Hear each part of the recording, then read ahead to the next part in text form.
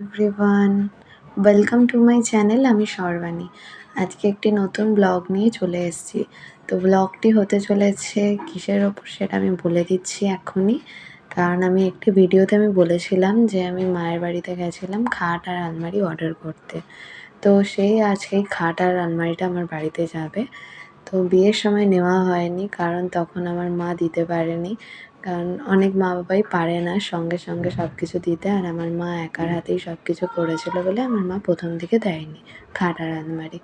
তো যাই হোক, এতদিন পরে বিয়ের 8 মাস হতে চললো, 8 মাস পরে খাট আলমারি যাচ্ছে বাড়িতে। তো এখানে মায়ের বাড়িতে এসে গেছিলাম। আমার মা চারিদিকটি পরিষ্কার করছে, কারণ এদিকে ছুতো পেয়েছে আর ওদিকে আলমারিটা আমার রেডি হচ্ছিল, কারণ আমি আগে থেকে কাজ লাগাতে বারণ করেছিলাম। আর এতক্ষণ ধরে আমাকে বসে থাকতে হয়েছে মায়ের বাড়িতে এই কারণেই, কারণ আমরা সকাল সকাল বেরিয়ে পড়েছিলাম। আলমারির কারখানা খুলেছে বটেই, কিন্তু মিস্ত্রি আসেননি। তো ওই মিস্ত্রিওয়ালারা বসে পড়েছেন, ওনারা আমার কাজটা সেটিং করে আলমারিটাকে পুরো সেট করে দিয়েছেন। তো এটাই আমার আলমারি। প্লিজ কমেন্টে জানাবেন যে আলমারিটা কেমন হয়েছে।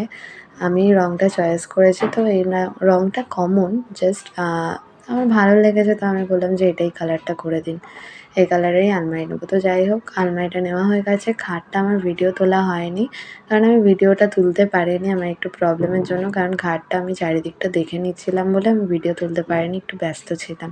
তো এদিকে বেরিয়ে পড়েছি আমি বাড়ি যাবো বলে।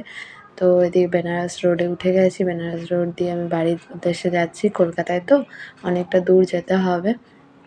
তো এই যে আমার বাড়িতে সব সেট করা হয়ে গেছে। এই যে আমার আলমারি, ওখানে আমার খাট, আর এদিকে একটি আলমারি আছে শোকেস, আর ওটা আমার বর বানিয়েছিল আলমারি বিয়ের আগে।